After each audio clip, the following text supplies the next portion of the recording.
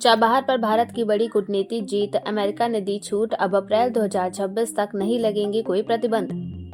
भारत को Chabahar port परियोजना में राहत मिली है क्योंकि अमेरिका ने प्रतिबंध से छूट अप्रैल 2026 तक बढ़ा दी है। यह बंदरगाह भारत, ईरान और अफगानिस्तान के बीच रणनीतिक कनेक्टिविटी का प्रमुख केंद्र है। पाकिस्तान को बाईपास करते हुए यह मार्ग भारत को मध्य एशिया तक पहुंचा देता है। इस फैसले से भारत बिना किसी अमेरिकी दबाव के चाबहार के जरिए मानवीय सहायता और व्यापारिक गतिविधियां जारी रख सकेगा। खड़गे के गढ़ में आरएसएस का जलवा, कर्नाटक सरकार ने दी पंथ संचालन की मंजूरी, कांग्रेस में मचा बवाल। कर्नाटक के यादगीर जिले में आरएसएस को पंथ संचालन की अनुमति मिल गई है, जबकि कांग्रेस अध्यक्ष मल्लिकार्जुन खड़गे इसके खिलाफ थे। प्रशासन ने 10 सख्त शर्तों के साथ यह अनुमति दी है। कार्यक्रम 31 अक्टूबर को खड़गे के गढ़ गुरमिटकल में होगा। यह फैसला राज्य की राजनीतिक में नई हलचल ला सकता है और कांग्रेस बनाम आरएसएस टकराव को और तेज कर सकता है। चंडीगढ़ में 6 डॉग ब्रीड्स पर बैन, नियम तोड़ने पर 10,000 जुर्माना, मकान के हिसाब से तय होंगे पालतू कुत्ते। चंडीगढ़ प्रशासन ने 6 खतरनाक मानी जाने वाले dog breeds pitbull, bulldog, bull terrier, cane corso, dogo, argentino और रॉटविलर पर प्रतिबंध लगा दिया है। मकान के आकार के आधार पर पालतू कुत्तों की संख्या तय होगी। नियम तोड़ने पर 10,000 रुपए तक का जुर्माना लगेगा। अगर किसी कुत्ते से दुर्व्यवहार पाया गया तो निगम पंजीकरण रद्द कर देगा और कुत्ता जब्त हो जाएगा। पीएम मोदी वोटों के लिए नाच सकते हैं, राहुल गांधी के बयान पर सपा नेता अब्बू आजमी ने किया समर्थन। राहुल गांधी के बयान वोटों के लिए मोदी नाच सकते हैं को समाजवादी पार्टी के अब्बू आजमी ने सही ठहराया। उन्होंने कहा कि भाजपा वोट पाने के लिए कुछ भी कर सकती है और नफरत की राजनीति के जरिए लाभ उठाती है। अब्बू आजमी ने कहा कि भाजपा वंदे मातरम और हिंदू मुस्लिम जैसे मुद्दे उठाकर माहौल गरमाती है ताकि बहुसंख्यकों का वोट हासिल किया जा सके। निर्वासन में रह रही शेख हसीना बोली, जब बांग्लादेश में लोकतंत्र लौटेगा तभी वापस जाऊंगी। बांग्लादेश की पूर्व प्रधानमंत्री शेख हसीना ने दिल्ली में निर्वासन के दौरान कहा कि वे तभी लौटेंगी जब उनके देश में लोकतंत्र और संविधान का सम्मान होगा। अगस्त 2024 से हसीना भारत में रह रही हैं और फिलहाल सार्वजनिक जीवन से दूर हैं।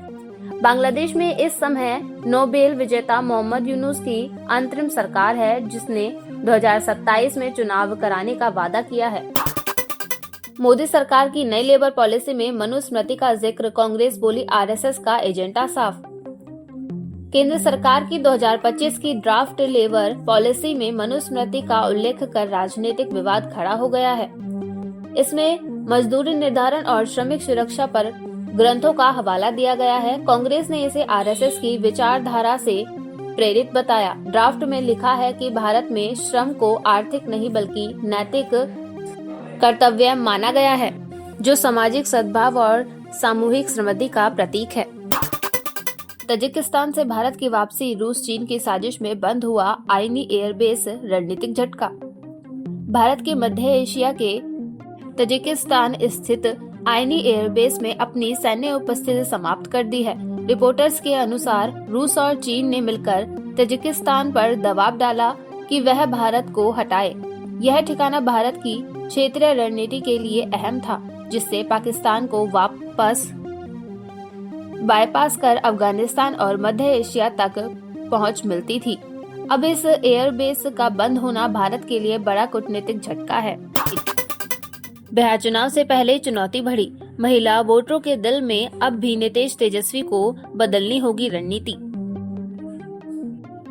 बिहार चुनाव से पहले तेजस्वी यादव को नीतीश कुमार की महिला योजना और विकास मॉडल की टक्कर झेलनी होगी। ग्रामीण क्षेत्रों में भ्रष्टाचार और अधूरे कामों से नाराजगी है, लेकिन महिला मतदाता अब भी नीतीश से जुड़ी है। मुजफ्फरपुर और सीतामढ़ी जैसे जिलों में विकास कार्य अधूरे हैं, जिससे विपक्ष को मौका मिल सकता है। तेजस्वी को अब माई समीकरण से आगे निकलना होगा। इलाहाबाद हाईकोर्ट की सख्त टिप्पणी, सुप्रीम कोर्ट जिला अदालतों के कामकाज में दखल न दे। इलाहाबाद हाईकोर्ट ने सुप्रीम कोर्ट को चेतावनी दी है कि वह जिला न्यायपालिका के सेवा नियमों में हस्तक्षेप न करे।